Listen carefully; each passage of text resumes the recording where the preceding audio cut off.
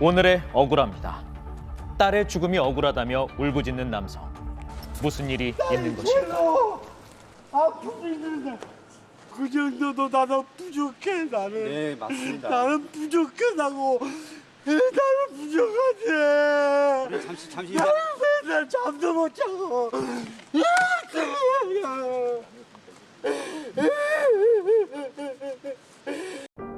딸에게 성인 방송을 찍게 강요했다 주장하는 유가족. 1심 판결에 억울함을 우리 호소. 딸이 원해갖고 성인 방송한 거예요. 그 나이잖아요. 딸이 그 3년 동안 참아 넘겼다가 이번에 참다 죽은 거예요. 7년도 부족하지만 법도 내 편이 아니고 이 나라도 내 편이 아니다는 걸 절실히 깨달았어요. 결혼 생활 3년여 동안 성인 방송에 출연했던 30대 중반의 그녀. 남편 김 씨는 음란물 유포, 감금, 협박한 혐의로 기소됐습니다. 작년 12월 스스로 생을 마감한 그녀. 남편의 협박과 감금이 아내를 죽음에 이르게 했다 보기 어렵다며 법원은 1심 징역 3년을 선고했습니다.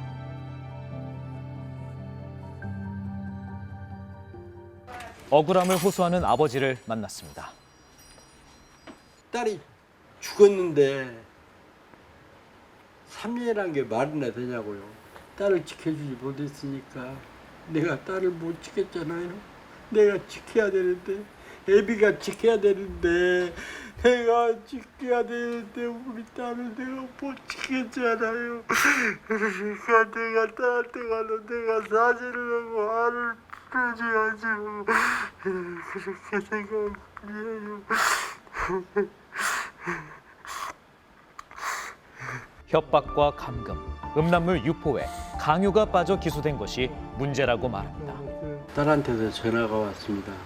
아빠, 네가 날 너무 힘들게 3년 동안 잡고 살아왔는데 더 이상 힘들어서 못 살겠어. 근데 그날 오후 연수경찰서에서 전화가 3시경에 왔습니다. 딸이 이 세상을 버렸다고. 그러나 그 전화는 딸과의 마지막 통화가 됐습니다. 그날 오후 딸은 세상을 떠난 겁니다. 그때는 진짜 이게 꿈인지 생신지 분별을 할 수가 없었습니다. 제발 거짓말이기를 바랬을 뿐이죠. 아버지는 장례식장에서 딸이 그토록 힘들어했던 이유를 알게 됐습니다. 딸이 성인방송했다는 것도 그때 알았고 강요했다는 부분도 그때 알았고 3년을 딸은 노예 생활을 하였던 것입니다. 딸이 내색하지 않아 몰랐던 진실.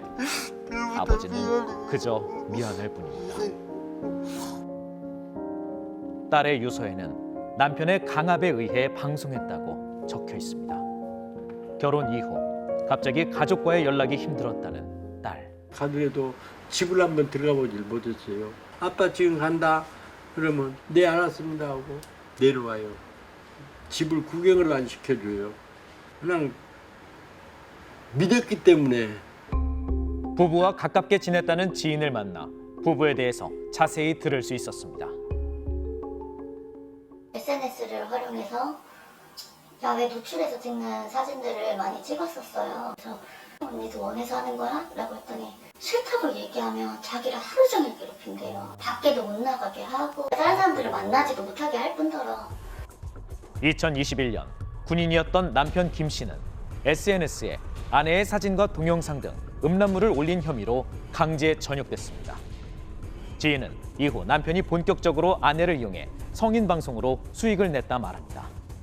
강제 전역을 하니까 24시간 매일 붙어 있잖아요. 아예 사회에서 고립시킴으로써 자기의 이제 어떤 이념으로서 돈벌이 수단으로서 자기 말을 안 들으면 언제나처럼 사람 숨막히게 집에서 그러고 있고 그럼 어느 누가 거기에 휩쓸리지 않을 수 있겠어요. 김 씨는 아내가 출연한 성인 방송의 매니저 역할까지 했다는데요.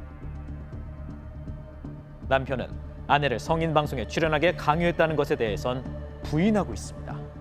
딸이 싫다고 그랬대요. 안 한다고. 아빠 인체에게 나체 사진 보내겠다. 성인 방송에 신상을 노출시키겠다. 아버지는 성인 방송을 강요하고 협박한 것이 딸을 죽음으로 몰고 갔다고 말합니다. 지난 7월 12일 사과 한마디 없는 김 씨에게 법원은 징역 3년을 선고했습니다. 유족들은 애당초 검찰 기소 당시 성인 방송 강요 혐의가 빠진 것이 억울합니다. 죽은 우리 딸만 억울한 거예요. 그 사람으로 인해서 우리 딸이 죽었잖아요.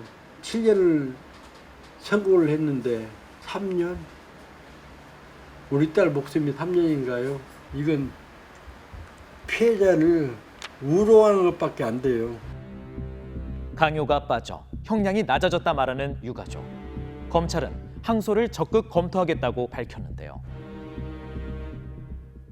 안타깝게도 2심에서는 새로운 범죄가 추가될 수는 없고요. 오히려 추가적으로 다시 재수사를 해가지고 추가 기소를 하는 방안은 검토해 볼 수 있겠습니다. 피해자의 진술이 없더라도 어떤 다른 특별한 증거라든지 사정이 존재한다면 강요죄 그리고 강요에 의한 성폭력 범죄 특례법 이런 위반죄 등도 충분히 기소가 가능할 수 있었지 않을까. 아내를 수차례 협박하고 감금했던 남편.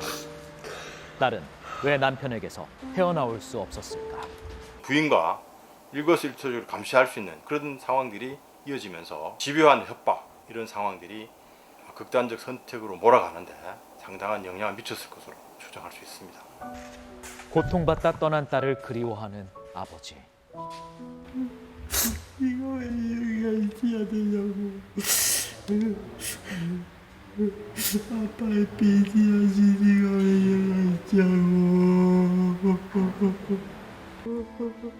가족에게조차 터놓지 못했던 딸. 얼마나 외로웠을까. 만나지 못하는 딸을 불러.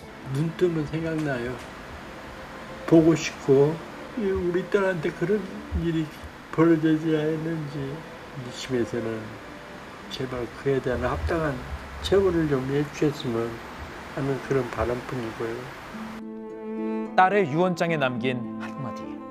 남편의 죄를 세상에 알려달라. 딸의 죽음을 알리며 울부짖는